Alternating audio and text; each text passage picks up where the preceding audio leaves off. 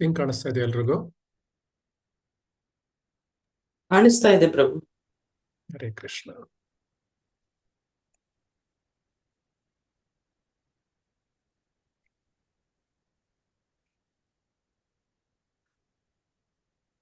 ಹರೇ ಕೃಷ್ಣ. ಎಲ್ಲರಿಗೂ ಧನ್ಯವಾದಗಳು ಇಂದಿನ ತರಗತಿಗೆ ಬಂದಿದ್ದಕ್ಕಾಗಿ. ಇಂದಿನ ತರಗತಿಯನ್ನು ನಾವು ಎಂದಿನಂತೆ ಪ್ರಾರ್ಥನೆಯೊಂದಿಗೆ ಪ್ರಾರಂಭ ಮಾಡೋಣ.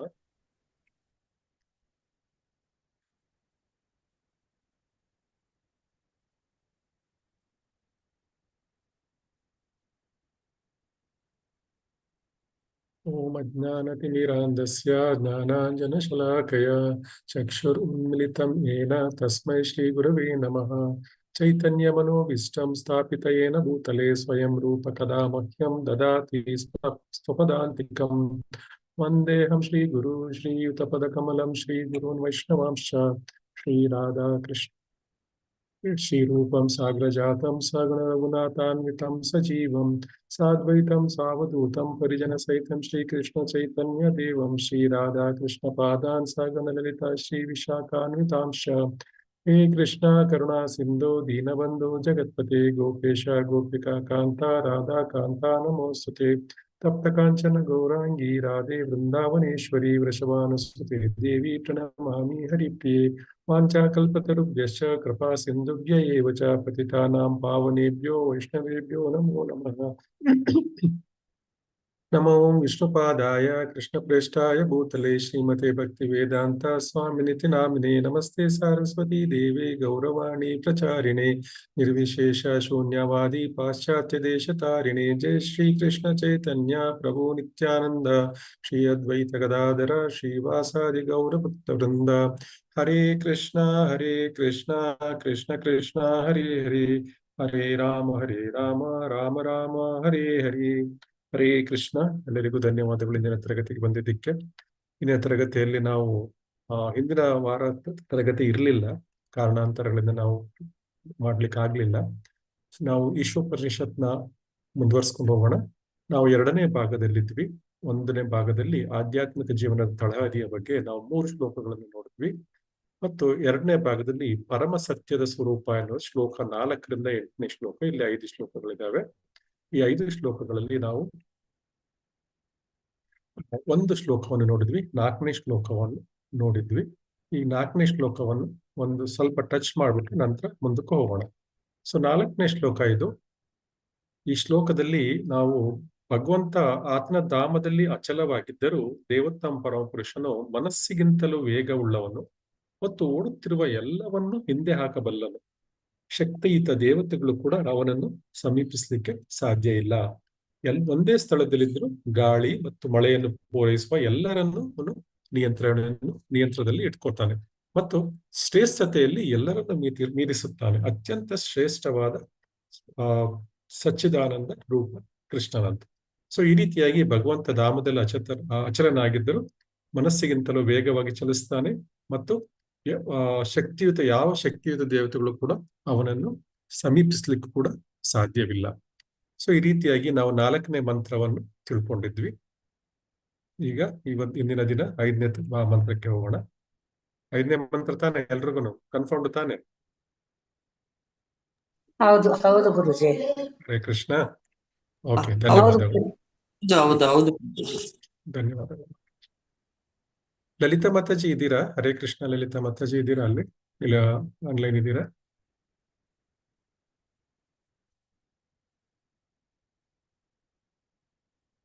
ಹರೇ ಕೃಷ್ಣ. ಓಕೆ, 5ನೇ ಮಂತ್ರವನ್ನು ನಾವು ಮುಂದುವರಿಸ್ಕೊಂಡು ಹೋಗೋಣ. ನಾನು ಫಸ್ಟ್ ಹೇಳ್ತೇನೆ, ಆಮೇಲೆ ರಿಪೀಟ್ ಮಾಡಿ.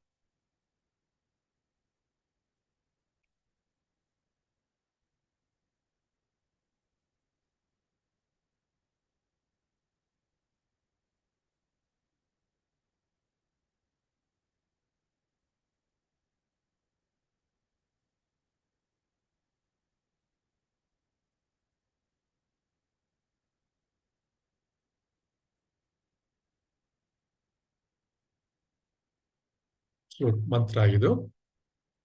ತದೇಜತಿ ತನ್ಮೈ ಜತಿ ತದ್ದೂರೇ ತದ್ವಂತಿಕೆ ತದನಂತರಸ್ಯ ಸರ್ವಸ್ಯ ತದು ಸರ್ವಸ್ಯಾಸ್ಯ ಬಾಹ್ಯತಃ. ಈಗ ಎಲ್ಲರೂ ರಿಪೀಟ್ ಮಾಡೋಣ. ತದೇಜತಿ ತನ್ಮೈ ಜತಿ ತದೇಜತಿ ತನ್ಮೈ ಜತಿ ತದೇಜತಿ ತನ್ಮೈ ಜತಿ ತದೇಜತಿ ತನ್ಮೈ ಜತಿ ತದ್ದೂರೇ ತದ್ವಂತಿಕೆ ತದ್ದೂರೇ ತದ್ವಂತಿಕೆ ತದ್ದೂರೇ ತದ್ವಂತಿಕೆ ತದ್ದೂರೇ ತದ್ವಂತಿಕೆ ತದಂತರಸ್ಯ ಸರ್ವಸ್ಯ ತದಂತರಸ್ಯ ಸರ್ವಸ್ಯ ತತ್ಸರ್ವಸ್ಯಾಸ್ಯ ಬಾಹ್ಯತಃ ತತ್ಸರ್ವಸ್ಯಾಸ್ಯ ಬಾಹ್ಯತಃ ತದು ಸರ್ವಸ್ಯಾಸ್ಯ ಬಾಹ್ಯತಃ ತತ್ಸರ್ವಸ್ಯಾಸ್ಯ ಬಾಹ್ಯತಃ ತದೇಜತಿ ತದ್ಮೈ ಜತಿ ತದ್ದೂರೇ ತದ್ವಂತಿಕೆ ತದೇಜತಿ ತನ್ಮೈ ಜತಿ ತದ್ದೂರೇ ತದ್ವಂತಿಕೆ ತದೇಜತಿ ತನ್ಮೈ ಜತಿ ತದ್ದೂರೇ ತದ್ವಂತಿಕೆ ತದೇಜತಿ ತನ್ಮೈ ಜತಿ ತದ್ದೂರೇ ತದ್ವಂತಿಕೆ ತದಂತರಸ್ಯ ಸರ್ವಸ್ಯ ತದು ಸರ್ವಸ್ಯಾಸ್ಯ ಬಾಹ್ಯತಃ ತದಂತರಸ್ಯ ಸರ್ವಸ್ಯ ತದು ಸರ್ವಸ್ಯಾಸ್ಯ ಬಾಹ್ಯತಃ ತದಂತರಸ್ಯ ಸರ್ವಸ್ಯ ತದು ಸರ್ವಸ್ಯಾಸ್ಯ ಬಾಹ್ಯತಃ ತದಂತರಸ್ಯ ಸರ್ವಸ್ಯ ತದು ಸರ್ವಸ್ಯಾಸ್ಯ ಬಾಹ್ಯತಃ ಸಮಾನಾರ್ಥಕ ಪದಗಳು. ತತ್ ಈ ಪರಮಾತ್ಮ, ತತ್ ಈ ಪರಮಾತ್ಮ ಈ ಜತಿ ನಡೆಯುತ್ತಾರೆ, ಈ ಜತಿ ಈ ಜತಿ ನಡೆಯುತ್ತಾನೆ, ತತ್ ಅವನು, ತತ್ ಅವನು ನ ಅಲ್ಲ, ನ ಅಲ್ಲ, ಈ ಜತಿ ನಡೆಯುತ್ತಾರೆ, ಈ ಜತಿ ನಡೆಯುತ್ತಾನೆ, ತತ್ ಅವನು, ತತ್ ಅವನು ದೂರೇ ದೂರ, ದೂರೇ ದೂರ, ತತ್ ಅವನು, ತತ್ ಅವನು ಊ ಸಹ, ಹೂ ಸಹ, ಪ್ರತೀಕೆ ಬಹಳ ಹತ್ತಿರ, ಹತ್ತಿರ, ತತ್ ಅವನು, ತತ್ ಅವನು ಅಂತಹ ಒಳಗೆ, ಅಂತಹ ಒಳಗೆ, ಅಸ್ಯ ಇದರ, ಅಸ್ಯ ಇದರ, ಸರ್ವಸ್ಯ ಎಲ್ಲರ, ಸರ್ವಸ್ಯ ಎಲ್ಲರ, ತತ್ ಅವನು, ತತ್ ಅವನು ಊ ಸಹ, ಹೂ ಸಹ, ಸರ್ವಸ್ಯ ಎಲ್ಲರ, ಸರ್ವಸ್ಯ ಎಲ್ಲರ, ಅಸ್ಯ ಇದರ, ಅಸ್ಯ ಇದರ, ಬಾಹ್ಯತಃ ಇದಕ್ಕೆ ಬಾಹ್ಯ. ಇದಕ್ಕೆ ಬಾಹ್ಯ. ಅನುವಾದ ಮತ್ತು ಭಾವಾರ್ಥ ಶ್ರೀಲ ಪ್ರಭುಪಾದರಿಂದ. ಶ್ರೀಲ ಪ್ರಭುಪಾದರಿಗೆ ಜಯವಾಗಲಿ. ಭಾವಾರ್ಥವನ್ನು ಓದಲಿಕ್ಕೆ ಮನಸ್ಸಿದ್ದವರು ಹ್ಯಾಂಡ್ ರೈಸ್ ಮಾಡಿ. ಪರಮಪ್ರಭುವು ನಡೆಯುತ್ತಾನೆ ಮತ್ತು ನಡೆಯುವುದಿಲ್ಲ, ಅವನು ತುಂಬಾ ದೂರದಲ್ಲಿದ್ದಾನೆ. ಪರಮಪ್ರಭುವು ನಡೆಯುತ್ತಾನೆ ಮತ್ತು ನಡೆಯುವುದಿಲ್ಲ, ಅವನು ತುಂಬಾ ದೂರದಲ್ಲಿದ್ದಾನೆ, ಆದರೆ ಅವನು ತುಂಬಾ ಹತ್ತಿರದಲ್ಲೂ ಇದ್ದಾನೆ. ಅವನು ಎಲ್ಲದರ ಒಳಗೆ ಇದ್ದಾನೆ ಮತ್ತು ಅವನು ಎಲ್ಲದರ ಹೊರಗೂ ಇದ್ದಾನೆ. ಈಗ ರಿಪೀಟ್ ಮಾಡ. ಪರಮಪ್ರಭುವು ನಡೆಯುತ್ತಾನೆ ಮತ್ತು ನಡೆಯುವುದಿಲ್ಲ, ಪರಮಪ್ರಭುವು ನಡೆಯುತ್ತಾನೆ ಮತ್ತು ನಡೆಯುವುದಿಲ್ಲ, ಅವನು ತುಂಬಾ ದೂರದಲ್ಲಿದ್ದಾನೆ, ಅವನು ತುಂಬಾ ದೂರದಲ್ಲಿದ್ದಾನೆ, ಆದರೆ ಅವನು ತುಂಬಾ ಹತ್ತಿರದಲ್ಲೂ ಇದ್ದಾನೆ, ಆದರೆ ಅವನು ತುಂಬಾ ಹತ್ತಿರದಲ್ಲೂ ಇದ್ದಾನೆ, ಮತ್ತು ಅವನು ಎಲ್ಲದರ ಹೊರಗೂ ಇದ್ದಾನೆ. ಮತ್ತು ಅವನು ಎಲ್ಲದರ ಹೊರಗೂ ಇದ್ದಾನೆ. ಇದ್ದಾನೆ. ಇಲ್ಲಿ ಕಾಂಟ್ರಡಿಕ್ಟರಿ ಅನ್ಸುತ್ತೆ. ತುಂಬಾ ದೂರದಲ್ಲಿದ್ದಾನೆ, ಅದರ ಹತ್ತಿರದಲ್ಲಿದ್ದಾನೆ, ಎಲ್ಲದರ ಒಳಗೂ ಇದ್ದಾನೆ ಮತ್ತು ಎಲ್ಲದರ ಹೊರಗೂ ಇದ್ದಾನೆ ಅಂದ್ಬಿಟ್ಟು, ಇದು ಹೇಗೆ ಅಂದ್ಬಿಟ್ಟು ನಾವು ಈ ಭಾವಾರ್ಥದಲ್ಲಿ ಅರ್ಥ ಮಾಡ್ಕೊಳ್ಳೋಣ. ಶ್ರೀಲ ಪ್ರಭುಪಾದರಿಂದ ಭಾವಾರ್ಥ ಯಾರು ಓದ್ತೀರಾ? ಗೀತಾ ಮಾತಾಜಿ ಓದ್ತೀರಾ? ಗುರುಜಿ. ಓದಿ ಮಾತಾಜಿ. ಹರೇ ಕೃಷ್ಣ. ಹರೇ ಕೃಷ್ಣ. ಈಶೋಪನಿಷತ್ ಮಂತ್ರ 5. ಪರಮಾತ್ಮನ ಕೆಲವು ಅತೀಂದ್ರಿಯ ಚಟುವಟಿಕೆಗಳ ವಿವರಣೆ ಇಲ್ಲಿದೆ. ಅವರ ಅಚಿಂತ್ಯ ಶಕ್ತಿಗಳಿಂದ ಕಾರ್ಯಗತಗೊಳಿಸಲಾಗಿದೆ. ಇಲ್ಲಿ ನೀಡಲಾದ ವಿರೋಧಾಭಾಸಗಳು ಭಗವಂತನ ಅಚಿಂತ್ಯ ಸಾಮರ್ಥ್ಯವನ್ನು ಸಾಬೀತಪಡಿಸುತ್ತವೆ. ಅವನು ನಡೆಯುತ್ತಾನೆ ಮತ್ತು ಅವನು ನಡೆಯುವುದಿಲ್ಲ. ಸಾಮಾನ್ಯವಾಗಿ ಯಾರಾದರೂ ನಡೆಯಲು ಸಾಧ್ಯವಾದರೆ ಅವರು ನಡೆಯಲು ಸಾಧ್ಯವಿಲ್ಲ ಎಂದು ಹೇಳುವುದು ತರ್ಕಬದ್ಧವಲ್ಲ. ಆದರೆ ದೇವರನ್ನು ಉಲ್ಲೇಖಿಸಿ ಅಂತಹ ವಿರೋಧಾಭಾಸವು ಅವನ ಅಚಿಂತ್ಯ ಶಕ್ತಿಯನ್ನು ಸೂಚಿಸಲು ಸಹಾಯ ಮಾಡುತ್ತದೆ.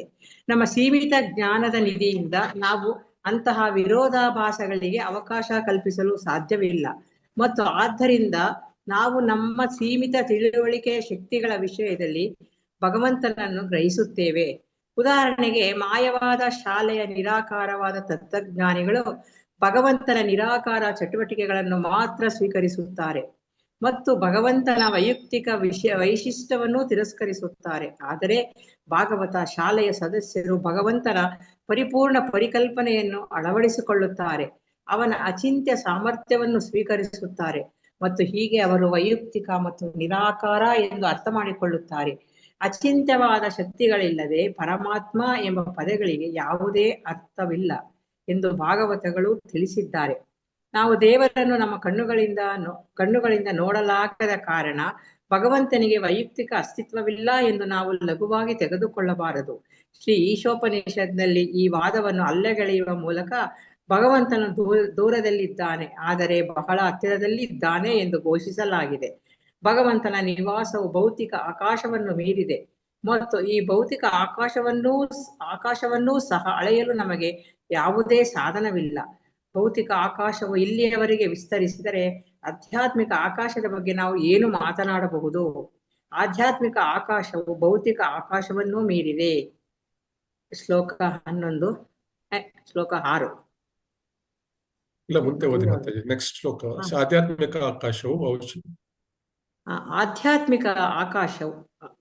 ಆಧ್ಯಾತ್ಮಿಕ ಆಕಾಶವು ಭೌತಿಕ ವಿಶ್ವದಿಂದ ಬಹು ದೂರದಲ್ಲಿದೆ ಎಂದು ಭಗವದ್ಗೀತೆಯಲ್ಲಿ 15.6 ದೃಢೀಕರಿಸಲಾಗಿದೆ. ಆದರೆ ಭಗವಂತನು ತುಂಬಾ ದೂರದಲ್ಲಿದ್ದರೂ 1 ಸೆಕೆಂಡಿಗಿಂತ ಕಡಿಮೆ ಅವಧಿಯಲ್ಲಿ ಮನಸ್ಸು ಅಥವಾ ಗಾಳಿಗಿಂತ ವೇಗವಾಗಿ ನಮ್ಮ ಮುಂದೆ ಇಳಿಯಬಹುದು. ಅವನು ಎಷ್ಟು ವೇಗವಾಗಿ ಓಡಬಲ್ಲನು ಎಂದರೆ ಯಾರೂ ಅವನನ್ನು ಮೀರಿಸಲು ಸಾಧ್ಯವಿಲ್ಲ. ಇದನ್ನು ಈಗಾಗಲೇ ಹಿಂದಿನ ಪದ್ಯದಲ್ಲಿ ವಿವರಿಸಲಾಗಿದೆ. ಶ್ಲೋಕ 6. ನ ತದ್ಭಾಸಯತೆ ಸೂರ್ಯೋ ನ ಶಶಾಂಕೋ ನ ಪಾವಕ ಯದ್ಗತ್ವಾ ನ ನಿವರ್ತಂತೆ ತದ್ಧಾಮ ಪರಮಂ ಮಮ. ನನ್ನ ಪರಮಧಾಮವನ್ನು ಸೂರ್ಯಚಂದ್ರರಾಗಲಿ ಅಗ್ನಿ ವಿದ್ಯುತ್ ಶಕ್ತಿಗಳಾಗಲಿ ಬೆಳಗುವುದಿಲ್ಲ. ಅದನ್ನು ತಲುಪಿದವರು ಈ ಐಹಿಕ ಜಗತ್ತಿಗೆ ಮತ್ತೆ ಬರುವುದೇ ಇಲ್ಲ. ಆದರೂ ಪರಮಾತ್ಮನ ವ್ಯಕ್ತಿತ್ವ ನಮ್ಮ ಮುಂದೆ ಬಂದಾಗ ನಾವು ಅವನನ್ನು ನಿರ್ಲಕ್ಷಿಸುತ್ತೇವೆ. ಅಂತಹ ಮೂರ್ಖ ನಿರ್ಲಕ್ಷ್ಯವನ್ನು ಭಗವದ್ಗೀತೆಯಲ್ಲಿ ಭಗವಂತ ಖಂಡಿಸುತ್ತಾನೆ. 9.11 ಮೂರ್ಖರು ಅವನನ್ನು ಮರ್ತ್ಯ ಜೀವಿ ಎಂದು ಪರಿಗಣಿಸುತ್ತಾರೆ ಎಂದು ಹೇಳುತ್ತಾರೆ. ಅವನು ಮರ್ತ್ಯ ಜೀವಿ ಅಲ್ಲ. ಭೌತಿಕ ಪ್ರಕೃತಿಯಿಂದ ಉತ್ಪತ್ತಿಯಾದ ದೇಹದೊಂದಿಗೆ ನಮ್ಮ ಮುಂದೆ ಬರುವುದಿಲ್ಲ. ಸಾಮಾನ್ಯ ಜೀವಿಯಂತೆ ಭಗವಂತನು ವಸ್ತುವಿನಿಂದ ಮಾಡಲ್ಪಟ್ಟ ದೇಹದಲ್ಲಿ ಇಳಿಯುತ್ತಾನೆ ಎಂದು ವಾದಿಸುವ ಅನೇಕ ಪಂಡಿತರು ಇದ್ದಾರೆ. ಅವನ ಅಚಿಂತ್ಯ ಶಕ್ತಿಯನ್ನು ತಿಳಿಯದೆ ಅಂತಹ ಮೂರ್ಖರು ಭಗವಂತನನ್ನು ಸಾಮಾನ್ಯ ಮನುಷ್ಯರಿಗೆ ಸಮಾನವಾಗಿ ಇರಿಸುತ್ತಾರೆ. ಶ್ಲೋಕ 11. ಅವಜಾನಂತಿ ಮಾಂ ಮೂಢ ಮಾನುಷೀಂ ತನುಮಾಶ್ರಿತಂ ಪರಂ ಭಾವಮಾಜಾನಂತೋ ಮಮ ಭೂತ ಮಹೇಶ್ವರಂ. ನಾನು ಮನುಷ್ಯ ರೂಪದಲ್ಲಿ ಇಳಿದು ಬಂದಾಗ ಮೂಢರು ನನ್ನನ್ನು ಅಪಹಾಸ್ಯ ಮಾಡುತ್ತಾರೆ. ಇರುವುದೆಲ್ಲದರ ಪ್ರಭು ನಾನೇ. ನನ್ನ ಈ ದಿವ್ಯ ಪ್ರಕೃತಿಯು ಅವರಿಗೆ ತಿಳಿಯದು. ತದೇಜತಿ ತನ್ನೈಜತಿ ತದ್ಧೂರೆ ತದ್ವಂತಿಕೆ ತದಂತರಸ್ಯ ಸರ್ವಸ್ಯ ತದು ಸರ್ವಸ್ಯಾಸ್ಯ ಬಾಹ್ಯತಃ. ಮೇಲ್ಗಡೆಯಿಂದ ಓದಿ. ಅವನು ಅಚಿಂತ್ಯವಾದ ಶಕ್ತಿಗಳಿಂದ ತುಂಬಿರುವ ಕಾರಣ ದೇವರು ಯಾವುದೇ ರೀತಿಯ ಮಾಧ್ಯಮದ ಮೂಲಕ ನಮ್ಮ ಸೇವೆಯನ್ನು ಸ್ವೀಕರಿಸಬಹುದು ಮತ್ತು ಅವನು ತನ್ನ ಸ್ವಂತ ಇಚ್ಛೆಗೆ ಅನುಗುಣವಾಗಿ ತನ್ನ ವಿಭಿನ್ನ ಸಾಮರ್ಥ್ಯಗಳನ್ನು ಪರಿವರ್ತಿಸಬಹುದು. ಭಗವಂತನು ತನ್ನನ್ನು ತಾನೇ ಅವತಾರ ಮಾಡಿಕೊಳ್ಳಲು ಸಾಧ್ಯವಿಲ್ಲ, ಅಥವಾ ಅವನು ಹಾಗೆ ಮಾಡಿದರೆ ಅವನು ಭೌತಿಕ ಶಕ್ತಿಯ ರೂಪದಲ್ಲಿ ಇಳಿಯುತ್ತಾನೆ ಎಂದು ನಾಸ್ತಿಕರು ವಾದಿಸುತ್ತಾರೆ. ಭಗವಂತನ ಅಚಿಂತ್ಯ ಸಾಮರ್ಥ್ಯಗಳ ಅಸ್ತಿತ್ವವನ್ನು ನಾವು ಒಪ್ಪಿಕೊಂಡರೆ ಈ ವಾದಗಳು ಶೂನ್ಯವಾಗುತ್ತವೆ. ಭಗವಂತನು ಭೌತಿಕ ಶಕ್ತಿಯ ರೂಪದಲ್ಲಿ ನಮ್ಮ ಮುಂದೆ ಕಾಣಿಸಿಕೊಂಡರೂ ಸಹ ಈ ಶಕ್ತಿಯನ್ನು ಆಧ್ಯಾತ್ಮಿಕ ಶಕ್ತಿಯನ್ನಾಗಿ ಪರಿವರ್ತಿಸಲು ಅವನಿಗೆ ಸಾಕಷ್ಟು ಸಾಧ್ಯ ಎಂದು ನಾವು ಅರ್ಥ ಮಾಡಿಕೊಳ್ಳುತ್ತೇವೆ. ಶಕ್ತಿಗಳ ಮೂಲವು ಒಂದೇ ಆಗಿರುವುದರಿಂದ ಶಕ್ತಿಗಳನ್ನು ಅವುಗಳ ಮೂಲದ ಇಚ್ಛೆಗೆ ಅನುಗುಣವಾಗಿ ಬಳಸಿಕೊಳ್ಳಬಹುದು. ಉದಾಹರಣೆಗೆ ಭಗವಂತನು ಅರ್ಕ ವಿಗ್ರಹದ ರೂಪದಲ್ಲಿ ಕಾಣಿಸಿಕೊಳ್ಳಬಹುದು. ಇದು ಭೂಮಿ, ಕಲ್ಲು ಅಥವಾ ಮರದಿಂದ ಮಾಡಲ್ಪಟ್ಟಿದೆ ಎಂದು ಹೇಳಲಾಗುತ್ತದೆ. ದೇವತಾ ರೂಪಗಳು ಮರ, ಕಲ್ಲು ಅಥವಾ ಇತರ ವಸ್ತುಗಳಿಂದ ಕೆತ್ತಲ್ಪಟ್ಟಿದ್ದರೂ ವಿಗ್ರಹಗಳು ವಾದಿಸುವಂತೆ ವಿಗ್ರಹಗಳಲ್ಲ. ಅಪರಿಪೂರ್ಣ ಭೌತಿಕ ಅಸ್ತಿತ್ವದ ನಮ್ಮ ಪ್ರಸ್ತುತ ಸ್ಥಿತಿಯಲ್ಲಿ ಅಪರಿಪೂರ್ಣ ದೃಷ್ಟಿಯಿಂದಾಗಿ ನಾವು ಪರಮಾತ್ಮನನ್ನು ನೋಡಲು ಸಾಧ್ಯವಿಲ್ಲ. ಆದರೂ ಭೌತಿಕ ದೃಷ್ಟಿಯ ಮೂಲಕ ಆತನನ್ನು ನೋಡಲು ಬಯಸುವ ಭಕ್ತರು ಭಗವಂತನಿಂದ ದಯಪಾಲಿಸಲ್ಪಡುತ್ತಾರೆ. ಭಗವಂತನು ತನ್ನ ಭಕ್ತರ ಸೇವೆಯನ್ನು ಸ್ವೀಕರಿಸಲು ಭೌತಿಕ ರೂಪದಲ್ಲಿ ಕಾಣಿಸಿಕೊಳ್ಳುತ್ತಾರೆ. ಹರೇ ಕೃಷ್ಣ ಮಾತಾಜಿ. ಹರೇ ಕೃಷ್ಣ ಗುರುಜಿ. ಲಕ್ಷ್ಮೀ ಪಿ ವಿ ಮಾತಾಜಿ ಮುಂದುವರಿಸ್ತೀರಾ? ಓ ಗುರುಜಿ, ಹರೇ ಕೃಷ್ಣ. ಓದಿ ಓದ್ತೀನಿ. ಮಾತಾಜಿ. ಭಕ್ತಿ ಸೇವೆಯ ಅತ್ಯಂತ ಕೀಳು ಹಂತದಲ್ಲಿರುವ ಇಂತಹ ಭಕ್ತರು ಮೂರ್ತಿಯನ್ನು ಪೂಜಿಸುತ್ತಿದ್ದಾರೆ ಎಂದು ಭಾವಿಸಬಾರದು. ಅವರು ವಾಸ್ತವಿಕವಾಗಿ ಭಗವಂತನನ್ನು ಪೂಜಿಸುತ್ತಿದ್ದಾರೆ. ಅವರು ಸಮೀಪಿಸಬಹುದಾದ ರೀತಿಯಲ್ಲಿ ತಮ್ಮ ಮುಂದೆ ಕಾಣಿಸಿಕೊಳ್ಳಲು ಭಗವಂತನು ಒಪ್ಪಿಕೊಂಡಿದ್ದಾನೆ. ಅರ್ಚಾರೂಪವು ಪೂಜಕನ ಇಚ್ಛೆಗೆ ಅನುಗುಣವಾಗಿ ರೂಪಿಸಲ್ಪಟ್ಟಿಲ್ಲ. ಈ ರೂಪವು ಎಲ್ಲಾ ಸಾಧನಗಳೊಂದಿಗೆ ಶಾಶ್ವತವಾಗಿ ಅಸ್ತಿತ್ವದಲ್ಲಿದೆ. ಇದು ನಿಜವಾಗಿ ಒಬ್ಬ ಪ್ರಾಮಾಣಿಕ ಭಕ್ತನಿಂದ ಅನುಭವಿಸಬಹುದು, ಆದರೆ ನಾಸ್ತಿಕನಿಂದ ಅಲ್ಲ. ಭಗವದ್ಗೀತೆಯಲ್ಲಿ 4.11 ಭಗವಂತನು ತನ್ನ ಭಕ್ತನನ್ನು ಹೇಗೆ ನಡೆಸಿಕೊಳ್ಳುತ್ತಾನೆ ಎಂಬುದು ಭಕ್ತನ ಶರಣಾಗತಿಯ ಪಟ್ಟವನ್ನು ಅವಲಂಬಿಸಿರುತ್ತದೆ ಎಂದು ಹೇಳುತ್ತಾನೆ. ಭಗವಂತನು ತನ್ನನ್ನು ಯಾರಿಗೂ ಮತ್ತು ಎಲ್ಲರಿಗೂ ಪಡಿಸದ ಹಕ್ಕನ್ನು ಕಾಯ್ದಿರಿಸಿದ್ದಾನೆ. ಆದರೆ ತನಗೆ ಶರಣಾಗುವ ಆತ್ಮಗಳಿಗೆ ಮಾತ್ರ ತನ್ನನ್ನು ತೋರಿಸಿಕೊಳ್ಳುತ್ತಾನೆ. ಹೀಗೆ ಶರಣಾಗತ ಆತ್ಮಕ್ಕೆ ಅವನು ಯಾವಾಗಲೂ ಕೈಗೆಟುಕುವವನಾಗಿರುತ್ತಾನೆ. ಆದರೆ ಶರಣಾಗದ ಆತ್ಮಕ್ಕೆ ಅವನು ದೂರ ಮತ್ತು ಸಮೀಪಿಸಲು ಸಾಧ್ಯವಿಲ್ಲ. ಶ್ಲೋಕ 11. ಯೇ ಯಥಾ ಮಾಂ ಪ್ರಪದ್ಯಂತೆ ತಾಂಸ್ತಥೈವಾವಜಾಮ್ಯಹಂ ಮಮ ವರ್ತ್ಮಾನುವರ್ತಂತೆ ಮನುಷ್ಯಾಃ ಪಾರ್ಥ ಸರ್ವಶಃ. ಯಾರು ನನಗೆ ಹೇಗೆ ಶರಣಾಗತರಾಗುತ್ತಾರೋ ಹಾಗೆ ನಾನು ಅವರಿಗೆ ಅನುಗ್ರಹಿಸುತ್ತೇನೆ. ಪಾರ್ಥನೆ, ಎಲ್ಲರೂ ಎಲ್ಲಾ ರೀತಿಗಳಲ್ಲೂ ನನ್ನ ಮಾರ್ಗವನ್ನೇ ಅನುಸರಿಸುತ್ತಾರೆ. ಈ ಸಂಬಂಧದಲ್ಲಿ ಅಪೌರುಷೇಯ ಗ್ರಂಥಗಳ ಭಗವಂತ ಸಗುಣ ಗುಣಗಳೊಂದಿಗೆ ಮತ್ತು ನಿರ್ಗುಣ ಗುಣಗಳಿಲ್ಲದ ಎಂಬ 2 ಪದಗಳು ಬಹಳ ಮುಖ್ಯವಾದವುಗಳಾಗಿವೆ. ಸಗುಣ ಎಂಬ ಪದವು ಭಗವಂತನು ಗ್ರಹಿಸಬಹುದಾದ ಗುಣಗಳೊಂದಿಗೆ ಕಾಣಿಸಿಕೊಂಡಾಗ ಅವನು ಭೌತಿಕ ರೂಪವನ್ನು ತೆಗೆದುಕೊಳ್ಳಬೇಕು ಮತ್ತು ಭೌತಿಕ ಪ್ರಕೃತಿಯ ನಿಯಮಗಳಿಗೆ ಒಳಪಟ್ಟಿರಬೇಕು ಎಂದು ಸೂಚಿಸುವುದಿಲ್ಲ. ಅವನಿಗೆ ಭೌತಿಕ ಮತ್ತು ಆಧ್ಯಾತ್ಮಿಕ ಶಕ್ತಿಗಳ ನಡುವೆ ಯಾವುದೇ ವ್ಯತ್ಯಾಸವಿಲ್ಲ, ಏಕೆಂದರೆ ಅವನು ಎಲ್ಲಾ ಶಕ್ತಿಗಳ ಮೂಲ, ಎಲ್ಲಾ ಶಕ್ತಿಗಳ ನಿಯಂತ್ರಕನಾಗಿ ಅವನು ಯಾವುದೇ ಸಮಯದಲ್ಲಿ ನಮ್ಮಂತೆ ಅವುಗಳ ಪ್ರಭಾವಕ್ಕೆ ಒಳಗಾಗಲು ಸಾಧ್ಯವಿಲ್ಲ. ಹರೇ ಕೃಷ್ಣ ಪ್ರಭು. ಓದಿ ಮಾತಾಜಿ. ಭೌತಿಕ ಶಕ್ತಿಯು ಭಗವಂತನ ನಿರ್ದೇಶನದ ಪ್ರಕಾರ ನಿರ್ವಹಿಸುತ್ತದೆ. ಆದ್ದರಿಂದ ಭಗವಂತನ ಶಕ್ತಿಯ ಯಾವುದೇ ಗುಣಗಳಿಂದ ಪ್ರಭಾವಿತನಾಗದೆ ತನ್ನ ಉದ್ದೇಶಗಳಿಗಾಗಿ ಆ ಶಕ್ತಿಯನ್ನು ಬಳಸಿಕೊಳ್ಳಬಹುದು. ಈ ಅರ್ಥದಲ್ಲಿ ಅವನು ನಿರ್ಗುಣ ಗುಣಗಳಿಲ್ಲದ ಅಥವಾ ಭಗವಂತನು ಯಾವುದೇ ಸಮಯದಲ್ಲಿ ನಿರಾಕಾರ ಅಸ್ತಿತ್ವವಾಗುವುದಿಲ್ಲ, ಏಕೆಂದರೆ ಅಂತಿಮವಾಗಿ ಅವನು ಶಾಶ್ವತ ರೂಪ, ಮೂಲ ಭಗವಂತನ ನಿರಾಕಾರ ಅಂಶ ಅಥವಾ ಬ್ರಹ್ಮಜ್ಯೋತಿ ಅವನ ವೈಯಕ್ತಿಕ ಕಿರಣಗಳ ಪ್ರಕಾಶವಾಗಿದೆ. ಹಾಗೆಯೇ ಸೂರ್ಯನ ಕಿರಣಗಳು ಸೂರ್ಯ ದೇವರ ಪ್ರಕಾಶವಾಗಿದೆ. ಬಾಲ ಸಂತ ಪ್ರಹ್ಲಾದ ಮಹಾರಾಜರು ತಮ್ಮ ನಾಸ್ತಿಕ ತಂದೆಯ ಸಮ್ಮುಖದಲ್ಲಿದ್ದಾಗ ಅವರ ತಂದೆ ಅವರನ್ನು ಕೇಳಿದರು, ನಿನ್ನ ದೇವರು ಎಲ್ಲಿದ್ದಾನೆ? ದೇವರು ಎಲ್ಲೆಲ್ಲೂ ನೆಲೆಸಿದ್ದಾನೆ ಎಂದು ಪ್ರಹ್ಲಾದನು ಉತ್ತರಿಸಿದಾಗ ತಂದೆಯು ಕೋಪದಿಂದ ಅರಮನೆಯ ಒಂದು ಸ್ತಂಭದೊಳಗೆ ನಿನ್ನ ದೇವರು ಇದ್ದಾನೆಯೇ ಎಂದು ಕೇಳಿದನು ಮತ್ತು ಮಗು ಹೌದು ಎಂದಿತು. ತಕ್ಷಣವೇ ನಾಸ್ತಿಕ ರಾಜನು ತನ್ನ ಎದುರಿನ ಸ್ತಂಭವನ್ನು ತುಂಡರಿಸಿದನು ಮತ್ತು ಭಗವಂತನು ತಕ್ಷಣವೇ ಅರ್ಧ ಪುರುಷ ಅರ್ಧ ಸಿಂಹ ಅವತಾರವಾದ ನರಸಿಂಹನಂತೆ ಕೊಂಡನು ಮತ್ತು ನಾಸ್ತಿಕ ರಾಜನನ್ನು ಕೊಂದನು. ಹೀಗೆ ಭಗವಂತ ಎಲ್ಲದರೊಳಗಿದ್ದಾನೆ ಮತ್ತು ಅವನು ತನ್ನ ವಿಭಿನ್ನ ಶಕ್ತಿಗಳಿಂದ ಎಲ್ಲವನ್ನೂ ಸೃಷ್ಟಿಸುತ್ತಾನೆ. ತನ್ನ ಅಚಿಂತ್ಯ ಶಕ್ತಿಗಳ ಮೂಲಕ ಅವನು ತನ್ನ ಪ್ರಾಮಾಣಿಕ ಭಕ್ತನನ್ನು ಮೆಚ್ಚಿಸಲು ಯಾವುದೇ ಸ್ಥಳದಲ್ಲಿ ಕಾಣಿಸಿಕೊಳ್ಳಬಹುದು. ಭಗವಾನ್ ನೃಸಿಂಹನು ಸ್ತಂಭದೊಳಗಿಂದ ಕಾಣಿಸಿಕೊಂಡಿದ್ದು ನಾಸ್ತಿಕ ರಾಜನ ಆದೇಶದಿಂದಲ್ಲ, ಆದರೆ ಅವನ ಭಕ್ತ ಪ್ರಹ್ಲಾದನ ಆಶಯದಿಂದ. ನಾಸ್ತಿಕನು ಭಗವಂತನನ್ನು ಕಾಣಿಸಿಕೊಳ್ಳಲು ಆದೇಶಿಸಲು ಸಾಧ್ಯವಿಲ್ಲ, ಆದರೆ ಭಗವಂತ ತನ್ನ ಭಕ್ತನಿಗೆ ಕರುಣೆ ತೋರಿಸಲು ಎಲ್ಲಿಯಾದರೂ ಮತ್ತು ಎಲ್ಲೆಡೆ ಕಾಣಿಸಿಕೊಳ್ಳುತ್ತಾನೆ. ಹರೇ ಕೃಷ್ಣ ಮಾತಾಜಿ. ಧನ್ಯವಾದಗಳು. ಧನ್ಯವಾದಗಳು ಮಾತಾಜಿ. ಹರಿಣಿ ಮಾತಾಜಿ ಓದ್ತೀರಾ? ಓದ್ತೀನಿ ಪ್ರಭುಜಿ. ಓದಿ ಮಾತಾಜಿ. ಒಂದು ನಿಮಿಷ, ತುಂಬಾ ಸಣ್ಣದಾಗಿದೆ. ಭಗವದ್ಗೀತೆಯು 4.8 ಅದೇ ರೀತಿ ನಂಬಿಕೆ ಇಲ್ಲದವರನ್ನು ತೋರಿಸಲು ಮತ್ತು ಭಕ್ತರನ್ನು ರಕ್ಷಿಸಲು ಭಗವಂತ ಕಾಣಿಸಿಕೊಳ್ಳುತ್ತಾನೆ ಎಂದು ಹೇಳುತ್ತದೆ. ಸಹಜವಾಗಿ ಭಗವಂತನು ನಾಸ್ತಿಕರನ್ನು ಸೋಲಿಸಲು ಸಾಕಷ್ಟು ಶಕ್ತಿಗಳನ್ನು ಮತ್ತು ಏಜೆಂಟ್ಗಳನ್ನು ಹೊಂದಿದ್ದಾನೆ. ಆದರೆ ಭಕ್ತನಿಗೆ ವೈಯಕ್ತಿಕವಾಗಿ ಒಲವು ತೋರುವುದು ಆತನಿಗೆ ಸಂತೋಷವನ್ನು ನೀಡುತ್ತದೆ. ಆದ್ದರಿಂದ ಅವನು ಅವತಾರವಾಗಿ ಇಳಿಯುತ್ತಾನೆ. ವಾಸ್ತವವಾಗಿ ಭಗವಂತ ತನ್ನ ಭಕ್ತರನ್ನು ಮೆಚ್ಚಿಸಲು ಮಾತ್ರ ಇಳಿಯುತ್ತಾನೆಯೇ ಹೊರತು ಬೇರೆ ಯಾವುದೇ ಉದ್ದೇಶಕ್ಕಾಗಿ ಅಲ್ಲ. ಶ್ಲೋಕ 8. ಪರಿತ್ರಾಣಾಯ ಸಾಧೂನಾಂ ವಿನಾಶಾಯ ಚ ದುಷ್ಕೃತಾಂ ಧರ್ಮ ಸಂಸ್ಥಾಪನಾರ್ಥಾಯ ಸಂಭವಾಮಿ ಯುಗೆ ಯುಗೆ. ಸಜ್ಜನರನ್ನು ರಕ್ಷಿಸುವುದಕ್ಕಾಗಿ, ದುಷ್ಟರನ್ನು ನಾಶ ಮಾಡುವುದಕ್ಕಾಗಿಯೂ ಮತ್ತು ಧರ್ಮದ ತತ್ವಗಳನ್ನು ಮತ್ತೆ ಸ್ಥಾಪಿಸುವುದಕ್ಕಾಗಿಯೂ ನಾನು ಪ್ರತಿ ಯುಗದಲ್ಲಿ ಅವತರಿಸುತ್ತೇನೆ. ಬ್ರಹ್ಮ ಸಂಹಿತ 5.35ದಲ್ಲಿ ಗೋವಿಂದ ಆದಿಸ್ವರೂಪನಾದ ಭಗವಂತನು ತನ್ನ ಸಂಪೂರ್ಣ ಭಾಗದಿಂದ ಎಲ್ಲವನ್ನೂ ಪ್ರವೇಶಿಸುತ್ತಾನೆ ಎಂದು ಹೇಳಲಾಗಿದೆ.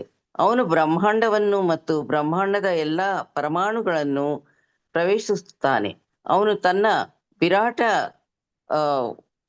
ವಿರಾಟ ರೂಪದಲ್ಲಿ ಹೊರಗಿದ್ದಾನೆ ಮತ್ತು ಅವನು ಎಲ್ಲದರೊಳಗೆ ಅಂತರ್ಯಾಮಿಯಾಗಿದ್ದಾನೆ.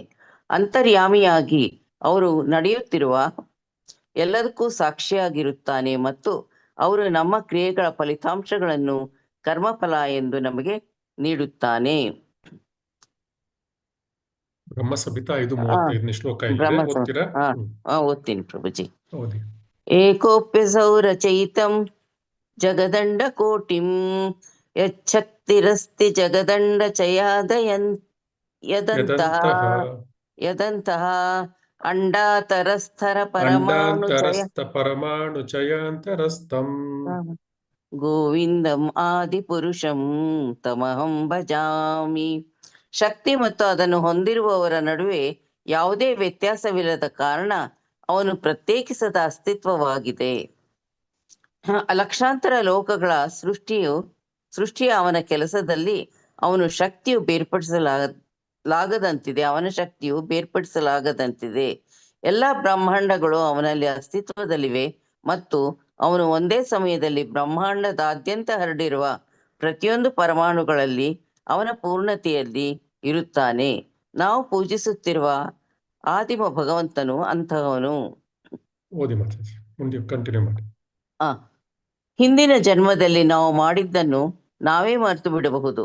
ಆದರೆ ಭಗವಂತ ನಮ್ಮ ಕ್ರಿಯೆಗಳಿಗೆ ಸಾಕ್ಷಿಯಾಗಿರುವುದರಿಂದ ನಮ್ಮ ಕ್ರಿಯೆಗಳ ಫಲಿತಾಂಶಗಳು ಯಾವಾಗಲೂ ಇರುತ್ತದೆ ಮತ್ತು ಅದೇನೇ ಇದ್ದರೂ ನಾವು ಆ ಪ್ರತಿಕ್ರಿಯೆಗಳಿಗೆ ಒಳಗಾಗಬೇಕಾಗುತ್ತದೆ. ಒಳಗೆ ಮತ್ತು ಹೊರಗೆ ದೇವರನ್ನು ಹೊರತುಪಡಿಸಿ ಬೇರೇನೂ ಇಲ್ಲ ಎಂಬುದು ಸತ್ಯ. ಬೆಂಕಿಯಿಂದ ಹೊರಹೊಮ್ಮುವ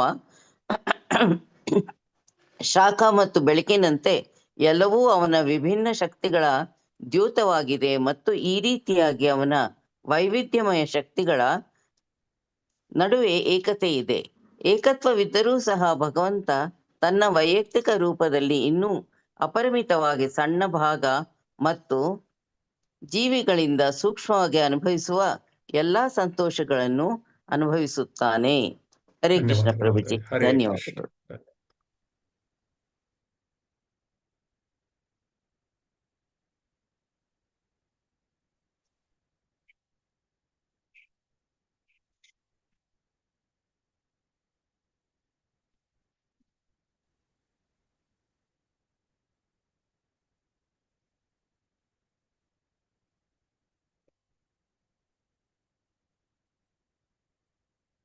ಹರೇ ಕೃಷ್ಣ. ಇಲ್ಲ, ಶ್ಲೋಕ ಮತ್ತು ಭಾವಾರ್ಥ ಓದ್ರಲ್ಲ, ಯಾರಿಗೇನೆ ಅರ್ಥ ಆಯ್ತು? ಯಾರಾದ್ರೂ ಸಮರೈಸ್ ಮಾಡ್ತೀರಾ?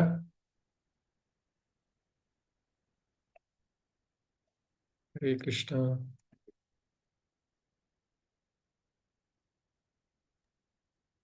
ಹರೇ ಕೃಷ್ಣ ಪ್ರಭು.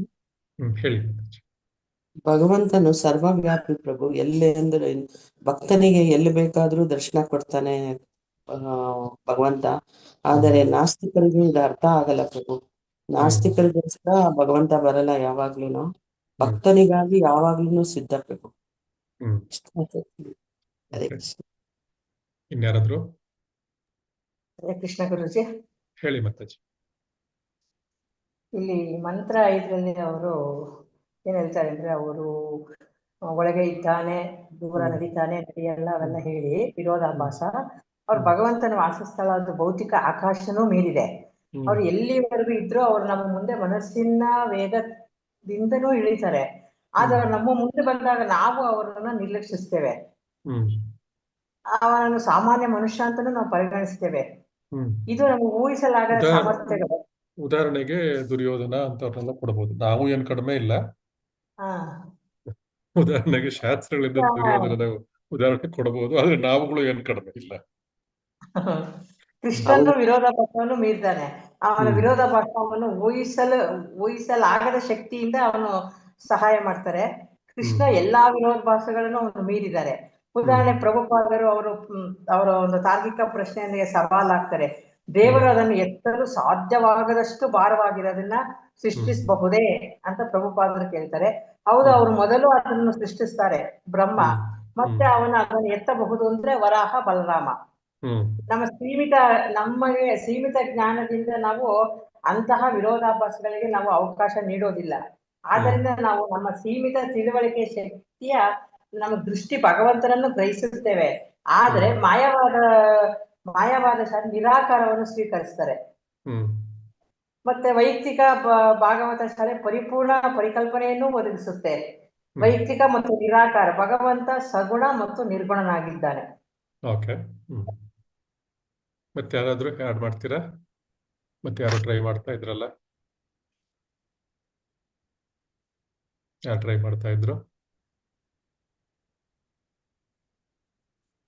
ಯಾರಿಲ್ವಾ? ಸರಿ, ಎಲ್ಲ ಒಳ್ಳೆ ಪಾಯಿಂಟ್ಸ್ ಹೇಳಿದ್ದೀರಾ. ಸೊ ಈಗ ನಾವು ಇದನ್ನ ಸಮರೈಸ್ ಮಾಡೋಣ. ಈ 5ನೇ ಮಂತ್ರದ ಒಂದು ವ್ಯಾಖ್ಯಾನ ಏನಿದೆ, ಇದು ಭಗವಂತನ ಅಚಿಂತ್ಯ ಶಕ್ತಿ. ಅಂದ್ರೆ ಅಚಿಂತ್ಯ ಅಂದ್ರೆ ಗ್ರಹಿಸಲಿಕ್ಕೆ ಸಾಧ್ಯವಾಗದಂಥದ್ದು. ಯಾರಿಗೆ ಗ್ರಹಿಸ್ಲಿಕ್ಕೆ ಸಾಧ್ಯ ಇಲ್ಲ?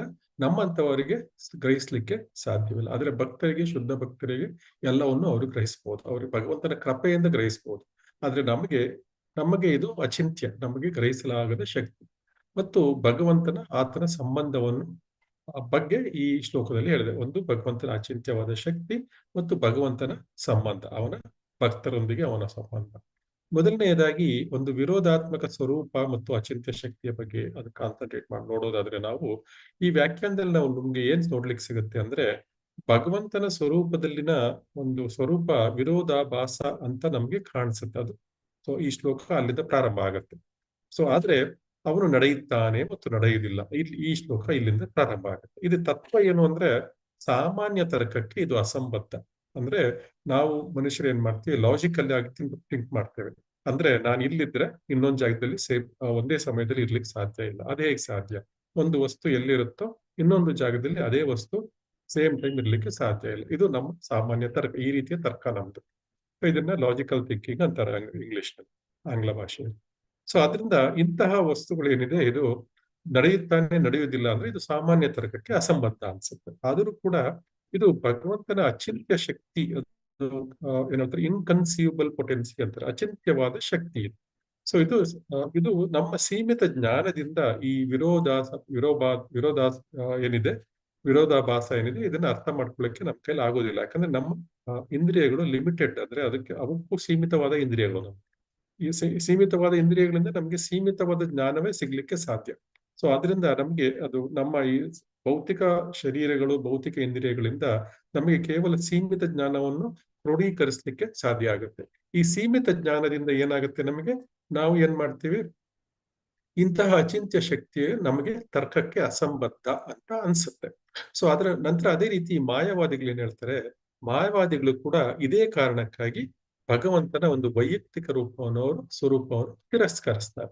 ಸೊ ಅವ್ರು ಏನ್ ಮಾಡ್ತಾರೆ, ಕೇವಲ ನಿರಾಕಾರ ಬ್ರಹ್ಮನನ್ನ ಮಾತ್ರ ಒಪ್ಕೋತಾರೆ. ಸೊ ನಿರಾಕಾರ ಬ್ರಹ್ಮ ಏನು, ಅವನು ಓಡ್ಬೋದು, ನಿಲ್ಬೋದು, ಎಲ್ಲಾ ಕಡೆ ಇರ್ಬೋದು. ಸೊ ಎಲ್ಲಾ ಕಡೆ ಒಟ್ಟಿಗೆ ಇರ್ಬೋದು, ಯಾಕಂದ್ರೆ ಅವ್ನಿಗೆ ಆಕಾರ ಇಲ್ಲ. ಸೊ ಅದರಿಂದ ಎಲ್ಲಾ ಕಡೆ ಇರ್ಬೋದು. ಇದು ಮಾಯಾವಾದಿಗಳು ಆ ತರ ಒಂದು ಚಿಂತನೆಯನ್ನು ಮಾಡ್ತಾರೆ. ಸೊ ಆದ್ರೆ ಯಾರು ಭಕ್ತರು ಇರ್ತಾರೆ, ಭಾಗವತ ಸಂಪ್ರದಾಯವನ್ನು ಯಾರು ಫಾಲೋ ಮಾಡ್ತಾರೆ ಭಕ್ತರು, ಅವರಿಗೆ ಈ ಅಚಿಂತ್ಯ ಶಕ್ತಿಯನ್ನು ಅವರು ಒಪ್ಪಿಕೊಳ್ತಾರೆ. ಯಾಕಂದ್ರೆ ಅವರಿಗೆ ಈ ಅಚಿಂತ್ಯ ಶಕ್ತಿ ಅಂದ್ರೆ ಏನೋ ಒಂದು ಗೊತ್ತಿದೆ. ಅವರು ಕೇವಲ ತರ್ಕವನ್ನು ಮಾಡುವುದಿಲ್ಲ, ಅವರು ಭಗವಂತನ ಶಾಸ್ತ್ರಗಳಲ್ಲಿ ಏನ್ ಹೇಳಿದೆ ಭಗವಂತನ ಬಗ್ಗೆ ಮತ್ತು ಗುರುಗಳಿನ ಮೂಲಕವಾಗಿ ಏನು ಅವರಿಗೆ ಸಿಗುತ್ತೆ, ಗುರು ಪರಂಪರೆಯ ಮೂಲಕವಾಗಿ ಅದನ್ನು ನಾವು ಒಪ್ಕೊಳ್ತಾರೆ. ಯಾಕೆ ಒಪ್ಕೊಳ್ತಾರೆ ಅಂದ್ರೆ ಅವ್ರಿಗೆ ಭಗವಂತನಲ್ಲಿ ಅಚಲವಾದ ವಿಶ್ವಾಸ, ಶ್ರದ್ಧೆ ಇರುತ್ತೆ. ಮತ್ತೆ ಈ ಅಪೌರುಷೇಯ ಗ್ರಂಥಗಳೆಲ್ಲ ಏನಿದಾವೆ ಇವು ಭಗವಂತನಿಂದಲೇ ಬಂದಿರೋದು, ಮನುಷ್ಯರು ಬರೆದಿರೋದಲ್ಲ. ವೇದಗಳೆಲ್ಲ ಭಗವಂತನೇ ಬರೆದಿರೋದು. ಇವಾಗ ಶ್ರೀಕೃಷ್ಣನೇ ಭಗವದ್ಗೀತೆಯಲ್ಲಿ ಹೇಳಿದ್ದಾರೆ, ವೇದಗಳನ್ನು ಬರೆದಿರೋದು ನಾನು, ವೇದಗಳಿಂದ ತಿಳ್ಕೊಳ್ಬೇಕಾಗಿರೋದು ನನ್ನನ್ನೇ. ಸೊ ಆದ್ರಿಂದ ವೇದಗಳ ರಚಯಿತ ಕೂಡ ಭಗವಂತನೇ. ಆದ್ರಿಂದ ವೇದಗಳಲ್ಲಿ ಏನಿದೆ ಅದು ಗುರುಗಳು ನಮಗೆ ತಿಳಿಯುವ ಹಾಗೆ ನಮಗೆ ಗುರು ಮುಖೇನ ನಮಗೆ ತಿಳಿಸ್ಕೊಡ್ತಾರೆ. ಯಾಕಂದ್ರೆ ನಾವೇ ಡೈರೆಕ್ಟ್ ಆಗಿ ಓದಿದ್ರೆ ವೇದಗಳು ಕೂಡ ನಮಗೆ ಸರಿಯಾಗಿ ಅರ್ಥವಾಗುತ್ತಿಲ್ಲ, ಯಾಕಂದ್ರೆ ಅವು ತುಂಬಾ ಹೈ ಲೆವೆಲ್ ಇದ್ದಾವೆ.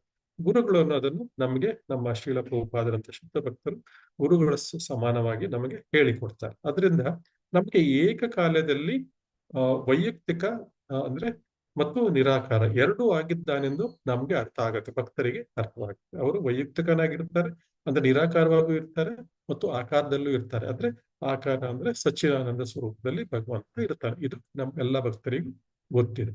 ಸೊ ಆದ್ರಿಂದ ಇದು ಈ ವಿರೋಧಾಭಾಸ ನಮಗೆ ಭಕ್ತರಿಗೆ ಅಲ್ಲ, ಇದು ಅಚಿಂತ್ಯ ಶಕ್ತಿಯ ಬಗ್ಗೆ ಭಕ್ತರಿಗೆ ಅಲ್ಲ. ಭಕ್ತರಿಗೆ ಇದು ವಿರೋಧಾಭಾಸ ಅನ್ಸೋದೇ ಇಲ್ಲ ಅವರಿಗೆ.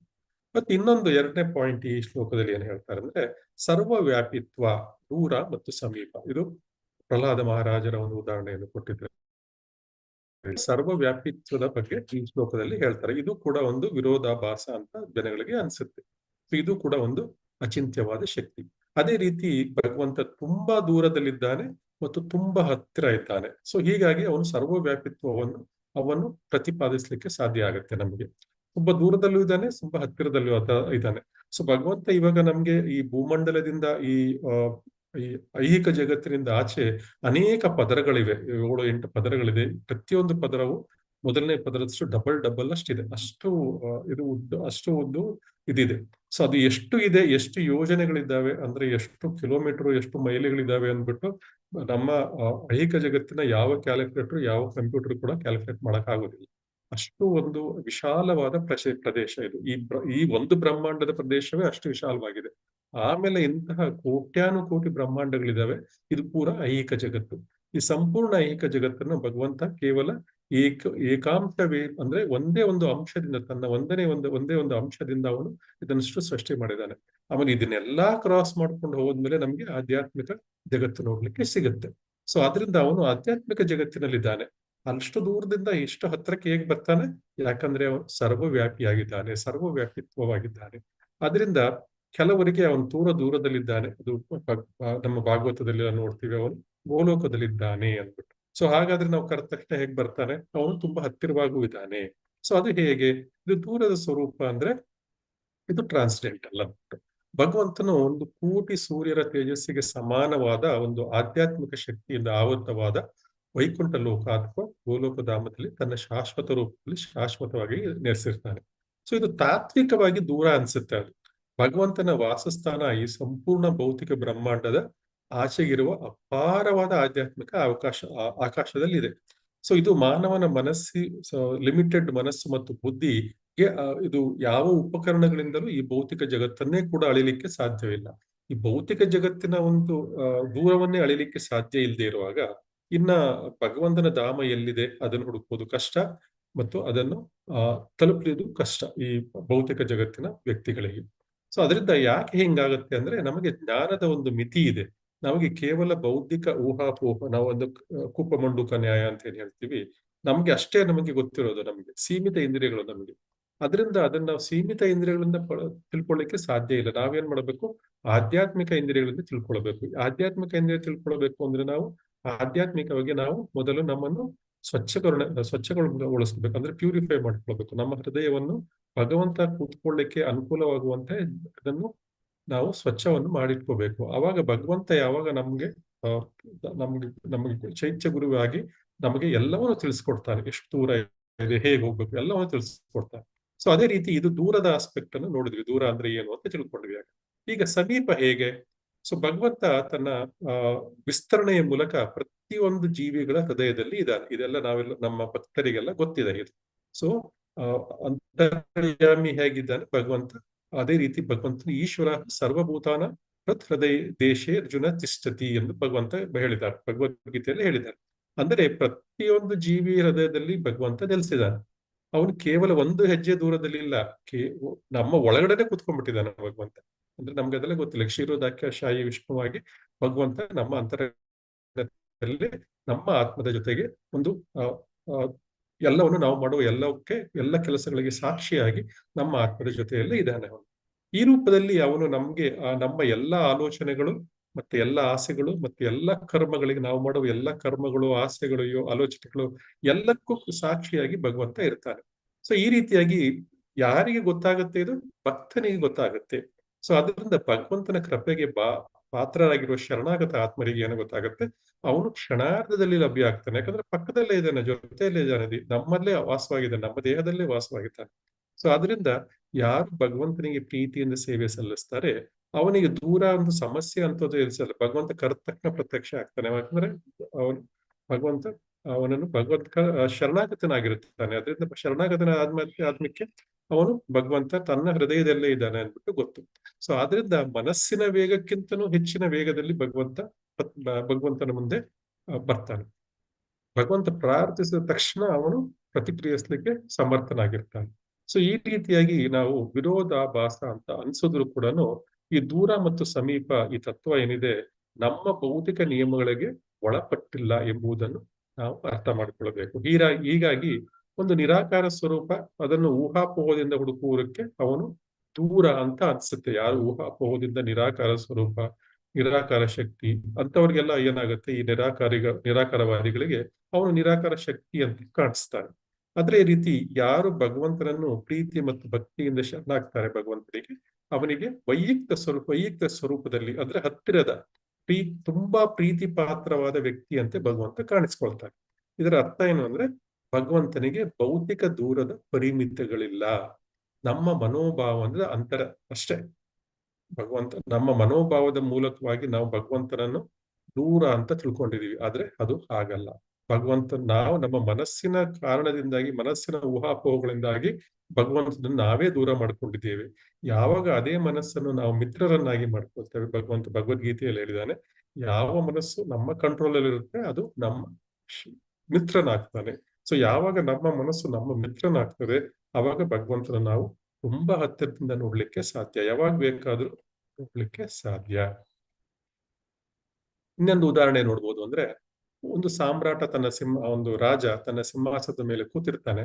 ಅವನು ಸ್ವತಃ ಎಲ್ಲಿಗೂ ಹೋಗುವುದಿಲ್ಲ, ಆದರೆ ಅವನ ಆದೇಶಗಳು ಮತ್ತು ಅಧಿಕಾರ ಮಾತ್ರ ಸಾಮ್ರಾಜ್ಯದ ಪ್ರತಿಯೊಂದು ಮೂಲೆಗೂ ಅವನ ಆದೇಶಗಳನ್ನು ಪರಿಪಾಲಿಸಲಾಗುತ್ತೆ.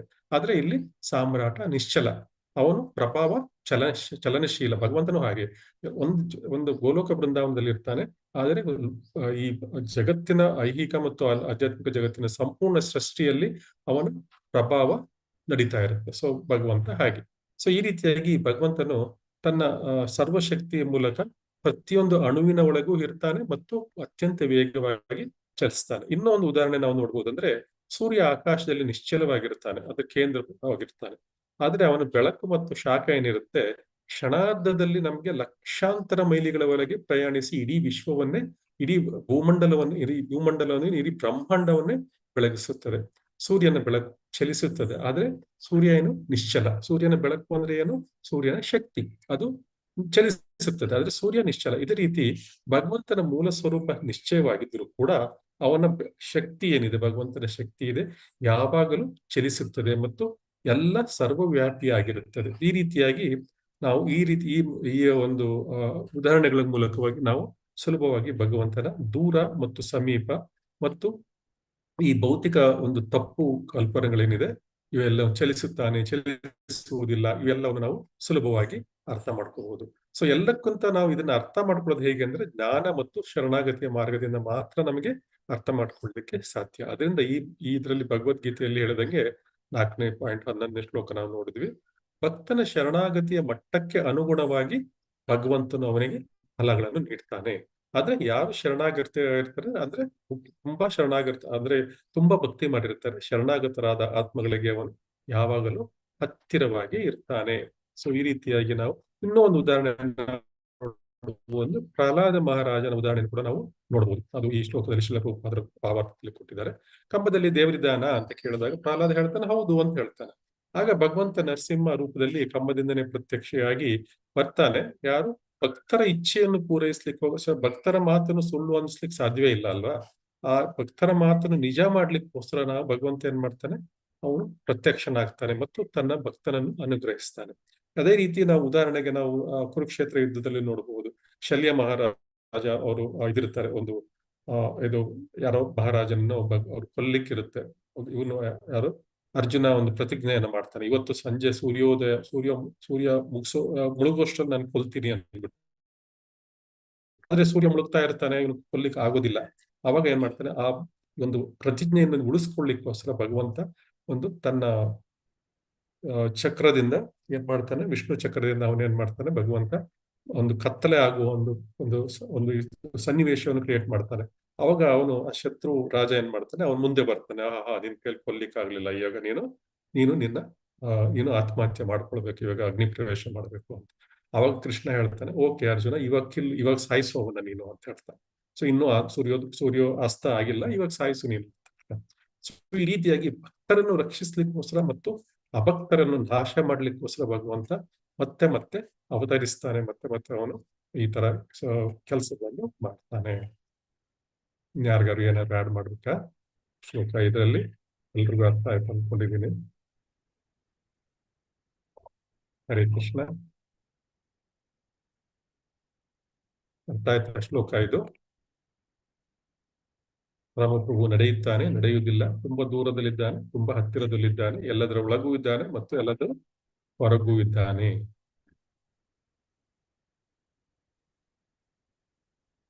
ಹರೇ ಕೃಷ್ಣ.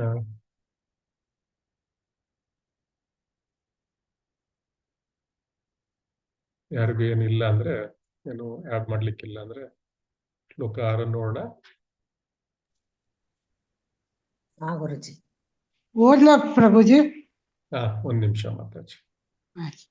ಫಸ್ಟ್ ಶ್ಲೋಕ ನಾನು ಓದ್ತೇನೆ, ಆಮೇಲೆ ನೀವೆಲ್ಲರೂ ಓದಿರುತ್ತೆ. ಶ್ಲೋಕ 6, ಮಂತ್ರ 6. ಯಸ್ತು ಸರ್ವಾಣಿ ಭೂತಾನ್ಯಾತ್ಮಾನ್ಯವಾನುಪಶ್ಯತಿ ಸರ್ವಭೂತೇಷು ಚಾತ್ಮಾನಂ ತತೋ ನ ವಿಜುಗುಪ್ಸತಿ. ಯಸ್ತು ಸರ್ವಾಣಿ ಭೂತಾನ್ಯಾತ್ಮಾನ್ಯವಾನುಪಶ್ಯತಿ ಸರ್ವಭೂತೇಷು ಚಾತ್ಮಾನಂ ತತೋ ನ ವಿಜುಗುಪ್ಸತೆ. ಓದಿ ಮಾತಾಜಿ. ಈಗ ಅನುವಾದ ಓದ್ತೀನಿ, ಆಮೇಲೆ ಎಲ್ರು ಓದೋಣ. ಆಯ್ತು ಪ್ರಭುಜಿ. ಪರಮಾತ್ಮನಿಗೆ ಮಂತ್ರ ಜೋಡಿಸಿ 6 ಮಂತ್ರ. ಒಂದ್ ನಿಮಿಷ ಪ್ರಭುಜಿ ಏನ್ ಹೇಳಿದ್ರು? ಒಂದ್ ನಿಮಿಷ ಮಾತಾಡಿ, ಒಂದ್ ನಿಮಿಷ ಹೋಲ್ಡ್. ಆಯ್ತು.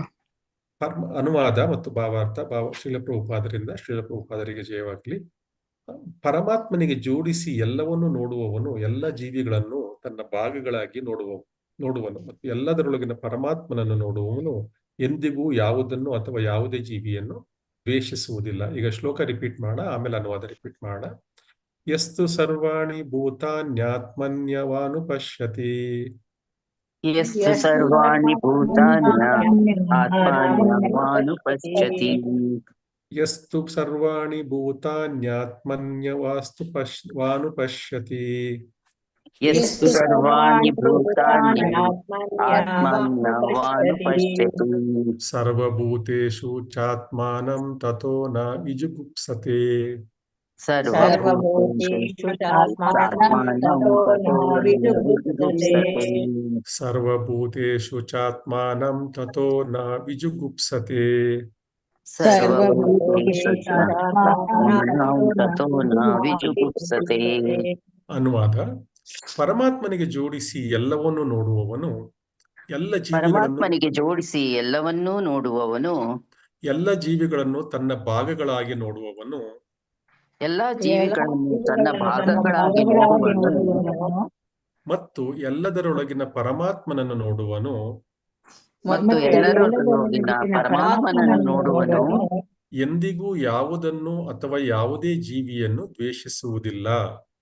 ಎಂದಿಗೂ ಯಾವುದನ್ನು ಅಥವಾ ಯಾವುದೇ ಜೀವಿಯನ್ನು ದ್ವೇಷಿಸುವುದಿಲ್ಲ. ಹರೇ ಕೃಷ್ಣ. ಗೀತಾ ಮಾತಾಜಿ ಯಾರು ಲಾಸ್ಟ್ ಟೈಮ್ ಕಾಂತಾಮಣಿ ಮಾತಾಜಿ ಓದಿಲ್ಲ ಅಲ್ಲ? ಕಾಂತಾಮಣಿ ಮಾತಾಜಿ ಓದ್ತೀರಾ? ಓದ್ತೀನಿ ಮಾತಾಜಿ. ಹರೇ ಕೃಷ್ಣ. ಮಾತಾಜಿ ಓದಿ. ಹರೇ ಕೃಷ್ಣ.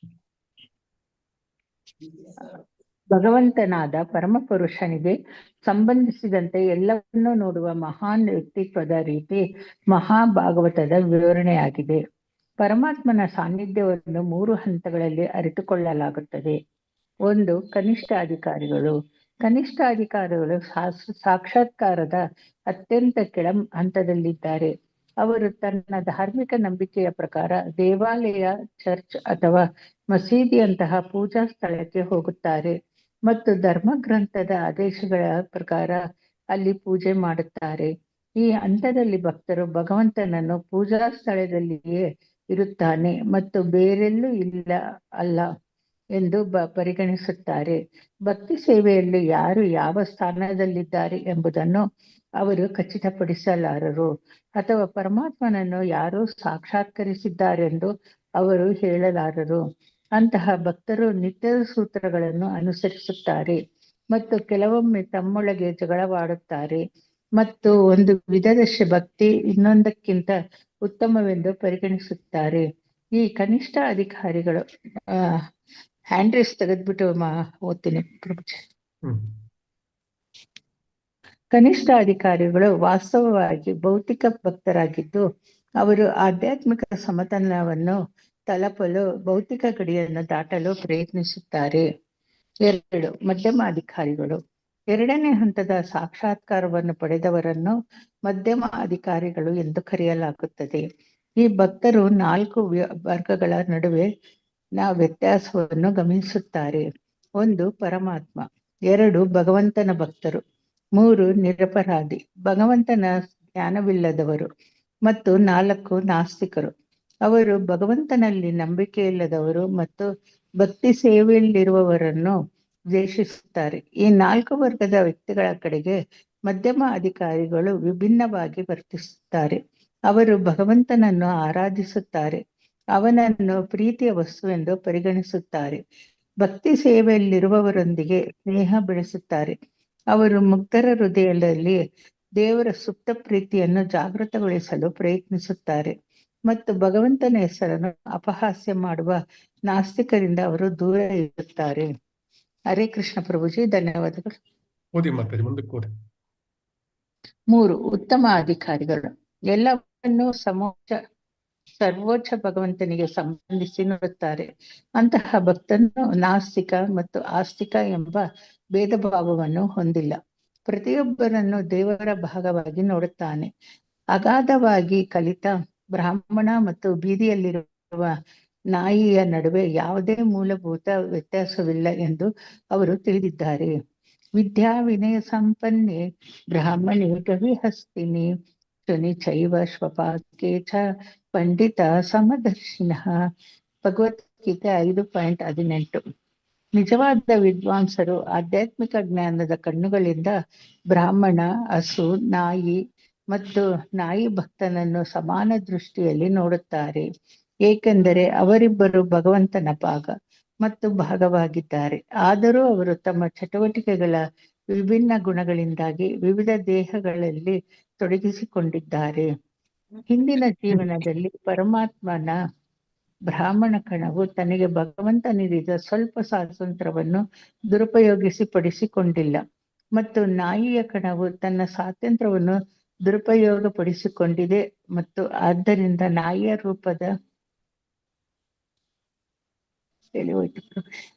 ನಾಯಿಯ ರೂಪದಲ್ಲಿ ಸಿಲುಕಿ ಪ್ರಕೃತಿಯ ನಿಯಮಗಳಿಂದ ಶಿಕ್ಷೆಗೆ ಒಳಗಾಗುತ್ತಾನೆ ಎಂದು ಅವನು ನೋಡುತ್ತಾನೆ. ಬ್ರಾಹ್ಮಣ ಮತ್ತು ನಾಯಿಯ ಕ್ರಮವನ್ನು ಪರಿಗಣಿಸದೆ ಉತ್ತಮ ಅಧಿಕಾರಿಗಳು ಇಬ್ಬರಿಗೂ ಒಳ್ಳೆಯದನ್ನು ಮಾಡಲು ಪ್ರಯತ್ನಿಸುತ್ತಾರೆ. ಅಂತಹ ಕಲಿತ ಭಕ್ತನು ಭೌತಿಕ ದೇಹಗಳಿಂದ ದಾರಿ ತಪ್ಪುವುದಿಲ್ಲ, ಆದರೆ ಅದರೊಳಗಿನ ಆಧ್ಯಾತ್ಮಿಕ ಕಿಡಿಯಿಂದ ಆಕರ್ಷಿತನಾಗುತ್ತಾನೆ. ಏಕತೆ ಅಥವಾ ಸಹಬಾಳ್ವೆಯ ಭಾವವನ್ನು ತೋರ್ಪಡಿಸುವ ಮೂಲಕ ಉತ್ತಮ ಅಧಿಕಾರಿಗಳನ್ನು ಅನುಕರಿಸುವವರು, ಆದರೆ ದೈಹಿಕ ವೇದಿಕೆಯಲ್ಲಿ ವರ್ತಿಸುವವರು ವಾಸ್ತವವಾಗಿ ಸುಳ್ಳು ಲೋಕೋಪಕಾರಿಗಳು.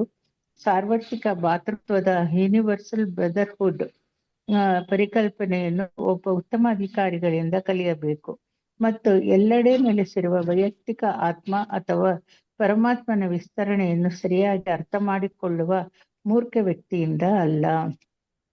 ಹರೇ ಕೃಷ್ಣ ಮಾತಾಜಿ. ಲಕ್ಷ್ಮೀ ಮಾತಾಜಿ ಓದ್ತೀರಾ? ಧನ್ಯವಾದಗಳು. ಮತ್ತೆ ಯಾವ್ದು ಓದ್ಬೇಕು ಪ್ರಭುಜಿ? ಓದಿ ಮೇಲ್ಗಡೆಯಿಂದ. ಮಂತ್ರ 6. ಈ 6ನೇ ಮಂತ್ರದಲ್ಲಿ ಭಕ್ತನು ಗಮನಿಸಬೇಕು ಅಥವಾ ವ್ಯವಸ್ಥಿತವಾಗಿ ನೋಡಬೇಕು ಎಂದು ಸ್ಪಷ್ಟವಾಗಿ ಉಲ್ಲೇಖಿಸಲಾಗಿದೆ. ಇದರರ್ಥ ಒಬ್ಬ ಭಕ್ತನು ಹಿಂದಿನ ಆಚಾರ್ಯರನ್ನು, ಪರಿಪೂರ್ಣ ಶಿಕ್ಷಕರನ್ನು ಅನುಸರಿಸಬೇಕು. ಅನುಪಶ್ಯತಿ, ವಾ ಪ್ಲಸ್ ಅನುಪಶ್ಯತಿ, ವಾನುಪಶ್ಯತಿ ಈ ಸಂಬಂಧದಲ್ಲಿ ಬಳಸಲಾದ ನಿಖರವಾದ ಸಂಸ್ಕೃತ ಪದವಾಗಿದೆ. ಅನು ಎಂದರೆ ಅನುಸರಿಸುವುದು ಮತ್ತು ಪಶ್ಯತಿ ಎಂದರೆ ಗಮನಿಸುವುದು. ಹೀಗೆ ಅನುಪಶ್ಯತಿ ಎಂಬ ಪದದ ಅರ್ಥ ಬರಿಗಣ್ಣಿನಿಂದ ನೋಡುವ ಹಾಗೆ ನೋಡದೆ ಹಿಂದಿನ ಆಚಾರ್ಯರನ್ನು ಅನುಸರಿಸಬೇಕು. ವಸ್ತು ದೋಷಗಳಿಂದಾಗಿ ಬರಿಗಣ್ಣಿಗೆ ಸರಿಯಾಗಿ ಏನನ್ನೂ ನೋಡಲು ಸಾಧ್ಯವಾಗುವುದಿಲ್ಲ. ಒಬ್ಬನು ಉನ್ನತ ಮೂಲದಿಂದ ಕೇಳದ ಹೊರತು ಸರಿಯಾಗಿ ನೋಡಲು ಸಾಧ್ಯವಿಲ್ಲ ಮತ್ತು ಭಗವಂತನೇ ಹೇಳಿರುವ ವೈದಿಕ ಜ್ಞಾನವೇ ಅತ್ಯುನ್ನತ ಮೂಲವಾಗಿದೆ.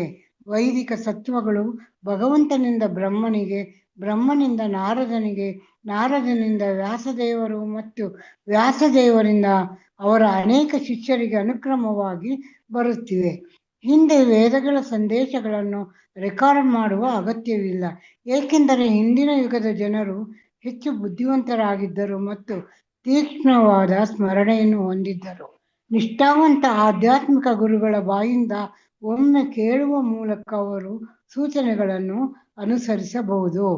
ಪ್ರಸ್ತುತದಲ್ಲಿ ಅಪೌರುಷೇಯ ಗ್ರಂಥಗಳ ಮೇಲೆ ಅನೇಕ ವ್ಯಾಖ್ಯಾನಗಳಿವೆ, ಆದರೆ ಅವುಗಳಲ್ಲಿ ಹೆಚ್ಚಿನವು ಮೂಲತಃ ವೈದಿಕ ಜ್ಞಾನವನ್ನು ಸಂಕಲಿಸಿದ ಶ್ರೀಲ ವ್ಯಾಸದೇವರಿಂದ ಬರುವ ಶಿಷ್ಯ ಪರಂಪರೆಯಿಂದಲ್ಲ.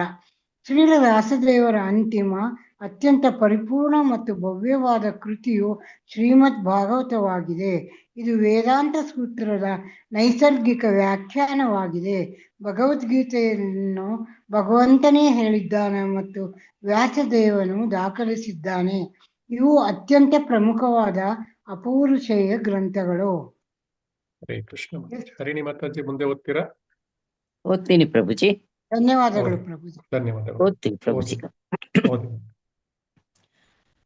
ಭಗವದ್ಗೀತೆ ಅಥವಾ ಶ್ರೀಮದ್ ಭಾಗವತದ ತತ್ವಗಳಿಗೆ ವಿರುದ್ಧವಾದ ಯಾವುದೇ ವ್ಯಾಖ್ಯಾನವು ಅನಧಿಕೃತವಾಗಿದೆ.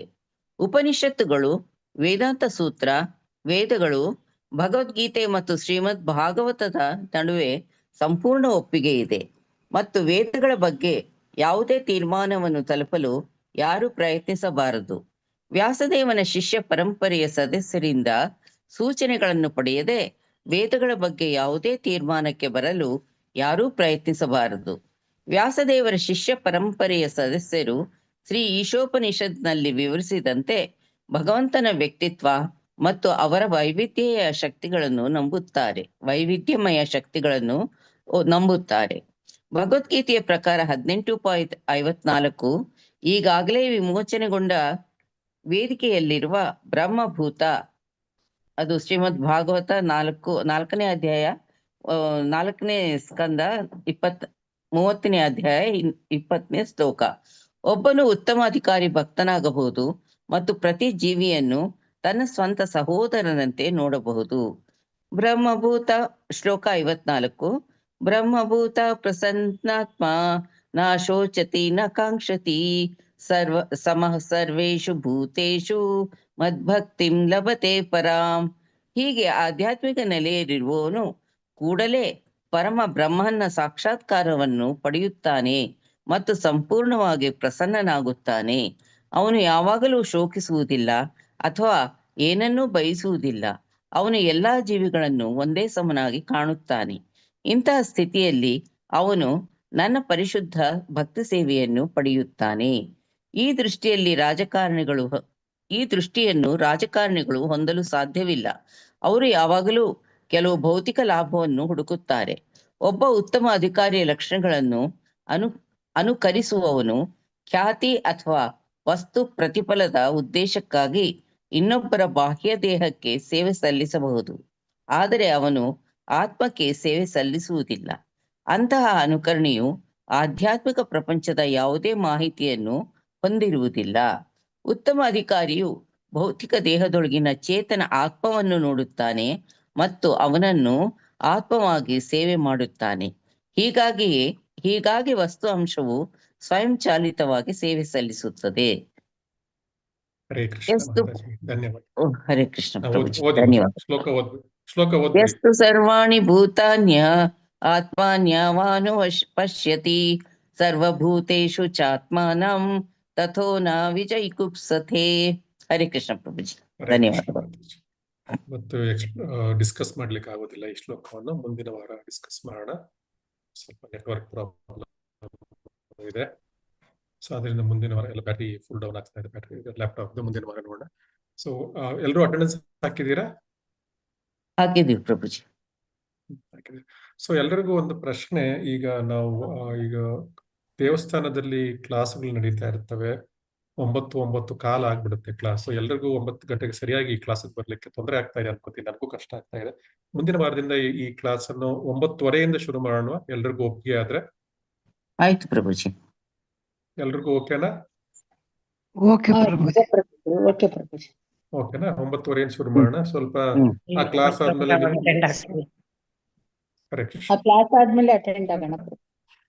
ಅದೇ ಎಲ್ರಿಗೂ ನಮ್ಗೆ ಅದು ತಕ್ಷಣ ಅವ್ರು 9 ಗಂಟೆಗೆ ಒಂದು 8:45, 8:50 ಮುಗಿಸಿದ್ರೆ ನಾವು 9 ಗಂಟೆಗೆ ಶಿಫ್ಟ್ ಆಗ್ಲಿಕ್ಕೆ ಆಗುತ್ತೆ. ಸೊ ಅದು ಅವರು 9:10 ಅವರೇ ಮುಂದುವರಿಸ್ಬಿಡ್ತಾರೆ ಸುಮಾರು ಸರಿ. ಸೊ ನಮಗೆ ನಾವು ಸೆಟ್ ಮಾಡ್ಕೊಳ್ಳಿಕ್ಕೆ ಲ್ಯಾಪ್ಟಾಪ್ ಎಲ್ಲ ಇವತ್ತು ಸೆಟಪ್ ಮಾಡ್ಕೊಳ್ಳಿಕ್ಕೆ ಒಂದು 10 ನಿಮಿಷ ಆಯ್ತು. ಸೊ ಆದ್ರಿಂದ ನಮ್ಗೆ ಸ್ವಲ್ಪ ಟೈಮ್ ತಗೊಳ್ತಾ ಇದೆ. ನಾವು 9:15 ಶುರು ಮಾಡೋಣ ಮುಂದಿನ ವಾರದಿಂದ. ನೆನ್ಪಿಟ್ಕೊಳ್ಳಿ, ನಾನು ಟೈಮ್ ಹಾಕ್ತೇನೆ ಇದಕ್ಕೆ ಹಾಕುವಾಗ. ಸೊ ನೆನ್ಪಿಟ್ಕೊಳ್ಳಿ, ಎಲ್ರಿಗೂ ಹೇಳ್ಬಿಡಿ, ಯಾರು ಕ್ಲಾಸ್ ಬರ್ತಿಲ್ವೋ ಅವ್ರಿಗೂ ಹೇಳ್ಬಿಡಿ, 9:30 ಪ್ರಾರಂಭ ಮಾಡೋಣ. ಮಿಕ್ಕಿದ್ದೆಲ್ಲ ಸೇಮ್ ಇರುತ್ತೆ ಸಮಯ ಮಾತ್ರ. ಎಲ್ರಿಗೂ ಅನುಕೂಲ ಅಲ್ವಾ? ಪರವಾಗಿಲ್ಲ ಅಲ್ವಾ? 10:30 ಕ್ಲಾಸ್ ಮಾಡೋಣ. ಪರವಾಗಿಲ್ಲ ಪ್ರಭುಜಿ. ಸೊ ಯಾಕಂದ್ರೆ ಅದನ್ನು ಸರಿಯಾಗಿ ಕೇಳಿಸ್ಕೊಳಕ್ ಆಗಲ್ಲ, ಇದನ್ನು ಸರಿಯಾಗಿ ಕೇಳಿಸ್ಕೊಳಕ್ ಆಗಲ್ಲ ನಮ್ಗೆ. ಸರಿ, ಹಾಗಾದ್ರೆ ಎಲ್ರಿಗೂ ಧನ್ಯವಾದಗಳು. ಇಂದಿನ ತರಗತಿಗೆ ಬಂದಿದ್ದು ಧನ್ಯವಾದಗಳು ಪ್ರಭುಜಿ. ಲಲಿತಾ ಮಾತಾಜಿ ಬಂದಿಲ್ಲ ಅಲ್ವಾ ಇವತ್ತು? ಬಂದಿದ್ರು. ಬಂದಿದ್ದಾರೆ. ವಾಂಛಾ ಕಲ್ಪತರುಭ್ಯಶ್ಚ ಕೃಪಾ ಸಿಂಧುಭ್ಯ ಏವ ಚ ಪತಿತಾನಾಂ ಪಾವನೇಭ್ಯೋ ವೈಷ್ಣವೇಭ್ಯೋ ನಮೋ ನಮಃ. ಹರೇ ಕೃಷ್ಣ ಕೃಷ್ಣ ಕೃಷ್ಣ ಹರೇ ಹರೇ, ಹರೇ ರಾಮ ರಾಮ ರಾಮ ಹರೇ ಹರೇ. ಹರೇ ಕೃಷ್ಣ. ಶ್ರೀಲ ಪ್ರಭುಪಾದರಿಗೆ ಜಯವಾಗಲಿ. ಎಲ್ಲರಿಗೂ ಧನ್ಯವಾದಗಳು. ಎಲ್ಲ ಭಕ್ತರಿಗೂ ಜಯವಾಗಲಿ. ಹರೇ ಕೃಷ್ಣ. ಧನ್ಯವಾದಗಳು ಪ್ರಭುಜಿ. ಹರೇ ಕೃಷ್ಣ. ಹರೇ ಕೃಷ್ಣ ಪ್ರಭುಜಿ. ಹರೇ ಕೃಷ್ಣ.